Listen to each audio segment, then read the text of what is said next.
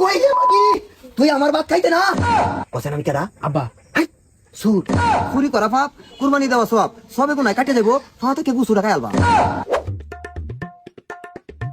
এ বউ কি কও?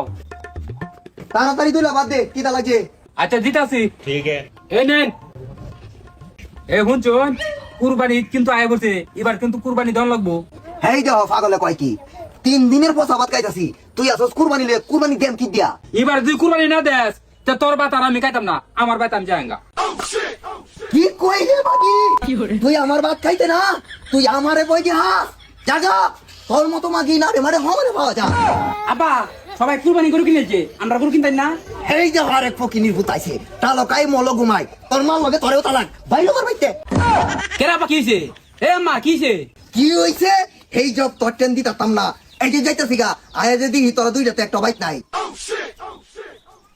বিড়ি খাইবা পয়সা পাই না কুরবানি দিতাম জাগা জাগা তোরা বাইতে পাগল বানাইছি আমারে আরে মানুষ আপনার কি? আসসালামু আলাইকুম হুজুর ওয়ালাইকুম আসসালাম। কি ব্যাপার, এত গরম কেন আপনি? আর কন্যা যে হুজুর মা পুতে মিলিয়া আমার একবার ভাগলা বানাইছি কুরবানি দিতাম আরে পাগল হওয়ার কি আছে, কুরবানি দেওয়া যে কত ফজিলত এটা কি আপনি জানেন?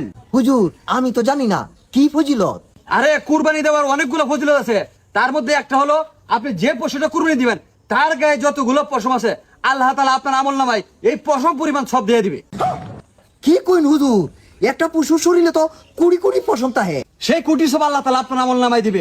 আর একটা ফজিলত হলো আপনি যে পশুটা কুরবানি দিবেন তার রক্ত মাটিতে পড়ার আগেই আপনার কুরবানি আল্লাহর দরবারে কবুল হয়ে যাবে। সুবহান আল্লাহ হুজুর আমার আর তোর বেশি সময় নাই আপনি যাই না আমি যাইগা আমি তা এবার তা থাকতাম না। বউ আমার ভুল হয়ে গেছে তোমার আর যাওয়ার দরকার নাই আমি কুরবানি দে হ্যাঁ কুরবানি দি ভাই। হো আই যাইগা এ বউ কথানি তেল আর কথানি কালি বাইরে তুইও এ ভূত আজকে রাতে তুই ঘুমাইস না কেরা আব্বা? কাজ আছে এই সারা তেল কো রাই তো হয়ে দেবো এই আপা তাড়াতাড়ি লাগা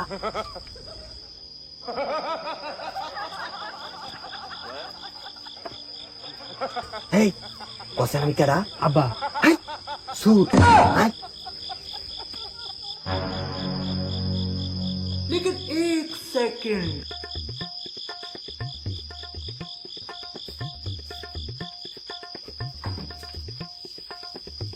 তাড়াতাড়ি আয়